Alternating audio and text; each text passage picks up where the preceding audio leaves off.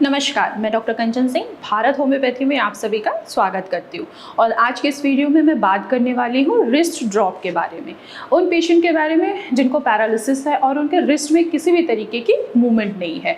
तो हम ऐसा क्या करें, ऐसी कौन सी एक्सरसाइज करें जिससे उनके रिस्ट में भी मूवमेंट आना स्टार्ट हो जाए। तो सबसे पहले आइए हम समझते हैं कि आखिर रिस्ट ड्रॉप होता क्या है। रिस्ट ड्रॉप यानी कि आपके जो कलाई है उसका ऊपर ना उठ पाना, नीचे की तरफ लटके रहना, उंगलियों में किसी भी तरीके की मूवमेंट ना हो पाना। अब ये कंडीशन क्या है, ये न्यूरोलॉजिकल कंडीशन के वजह से होता है। यानी कि जो आपका रेडियल नर्व है, जब उसमें किसी तरीके की इंजरी हो जाती है तो वहाँ पे जो ये नर्व जो है वो कहाँ से स्टार्ट हो रही है, हमारे गर्दन से स्टार्ट होती है।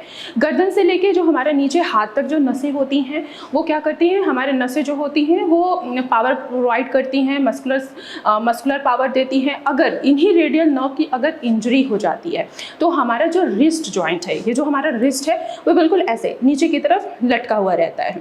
ये क्या है, न्यूरोलॉजिकल कंडीशन है। यानी कि आपको ब्रेन के अंदर या तो हैमरेज हुआ है या तो ब्रेन स्ट्रोक आया है, उसके वजह से आपकी बॉडी क्या हुई है, पैरालाइज हुई है, हाफ पैरालाइज हुई है, या सिर्फ आपका रिस्ट ही पैरालाइज हुआ है। तो हम इसको कैसे क्योर कर सकते हैं, ऐसे कौन से एक्सरसाइज को हम अपना कर पेशेंट के अंदर रिकवरी पा सकते हैं। तो आपको कुछ नहीं करना है, सिर्फ 3 एक्सरसाइज को फॉलो करना है।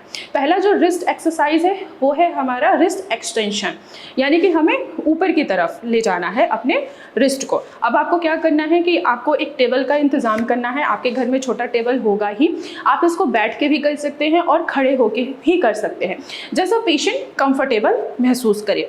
आपको एक टेबल लेना है, आपके जिस भी हाथ में, यानी कि जो भी रिस्ट आपका पैरालाइज हुआ है, सपोज मान लीजिए आपके रिस्ट हैंड में बिल्कुल भी मूवमेंट नहीं है, रिस्ट जॉइंट में बिल्कुल मूवमेंट नहीं है, तो अब आपको क्या करना है, आपने सीधे हाथ को अपने यहाँ पे रखना। ये जो आपका रिस्ट है ये कॉर्नर पे टच होना चाहिए। जो आपने छोटा सा टेबल लिया है, हाथ को बिल्कुल ऐसे रखना है, और जब आपका रिस्ट बिल्कुल मूवमेंट नहीं कर रहा है, वो नीचे की तरफ लटका हुआ है, तो आपका जो रिस्ट होगा वो बिल्कुल नीचे की तरफ ऐसे लटका हुआ आपको दिखाई देगा।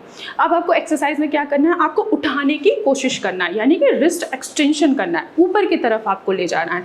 अब कैसे ले जा सकते हैं, ऐसे देखिए। अगर किसी पेशेंट में थोड़ी बहुत रिस्ट में मूवमेंट है तो वो आसानी से धीरे धीरे कर सकता है, लेकिन जिन भी पेशेंट में मूवमेंट नहीं है तो आप किसी का सहारा ले सकते हैं, या अपने लेफ्ट हैंड से आपको बस अपने फिंगर्स को पकड़ना है और धीरे धीरे ऐसे उठाना है। 1, फिर डाउन करना है, 2, फिर डाउन करना है, 3, 4, 5, 6, 7, 8, 9 और 10। यानी कि आपको 10-10 के 3 सेट करने हैं। इससे क्या होगा कि जो आपके रिस्ट जॉइंट के जो मसल्स है, जो रेडियल नर्व है, इनमें पावर मिलेगा। जब इनको पावर मिलेगा तो ये सीधे मैसेज देंगे आपके ब्रेन को, और आपका ब्रेन इंडिकेट करेगा, जिससे आपके रिस्ट जॉइंट में मूवमेंट आनी स्टार्ट हो जाएगी। दूसरा आपको एक्सरसाइज करना है रिस्ट वेव। वेव से आपको पता लग गया होगा कि यानी कि जैसे हम टाटा बाय बाय करते हैं, सेम वैसे ही हमें हिलाना है अपने इस रिस्ट जॉइंट्स को। तब हम कैसे कर सकते हैं, आपने सीधे अपने, जैसे ये हमारा एल्बो जॉइंट है, आपने टेबल पे रखा, आपका जो रिस्ट जॉइंट है ये बिल्कुल इस तरफ है, आपने सपोर्ट लेना है किस चीज़ का, अपने लेफ्ट हैंड का। आपने ऐसे सपोर्ट लिया, अब आपको ऐसे 1, 2, 3, 4, 5, 6, 7, 8, 9, 10। इसको भी आपको 10-10 के 3 सेट रोजाना करना है। आप दिन में 2 से 3 टाइम भी कर सकते हैं। इससे क्या होगा कि आपके रेडियल नर्व को पावर मिलेगा, मसल्स में स्ट्रेंथ बढ़ेगा, और जो आपके रिस्ट में बिल्कुल मूवमेंट नहीं है वो धीरे धीरे आपको मूवमेंट आनी स्टार्ट हो जाएगी। तो तीसरा एक्सरसाइज है रिस्ट सर्कल। सर्कल से आपको पता होगा, यानी कि हमें सर्कल बनाना है। आपने देखा होगा कि जो जिम जाते हैं या जो जिम ट्रेनर होते हैं वो अपने रिस्ट को हमेशा ऐसे मूवमेंट करते रहते हैं, ये क्या है हमारा रिस्ट सर्कल। अब पैरालिसिस पेशेंट हैं आप, आपके रिस्ट में बिल्कुल मूवमेंट नहीं है, आपका रिस्ट बिल्कुल इस तरह है या अंदर की तरफ ऐसे है, तो आपको कुछ नहीं करना है, अपने एल्बो जॉइंट को ऐसे टेबल पे बिल्कुल सहारा देके इसको ऐसे रखना है। आपका रिस्ट ऐसे है बिल्कुल लटका हुआ, आपको यहाँ से ऐसे पकड़ना है और इसको ऐसे धीरे धीरे रोटेट करना है। इसको क्लॉकवाइज और एंटी क्लॉकवाइज आप रोटेट कर सकते हैं।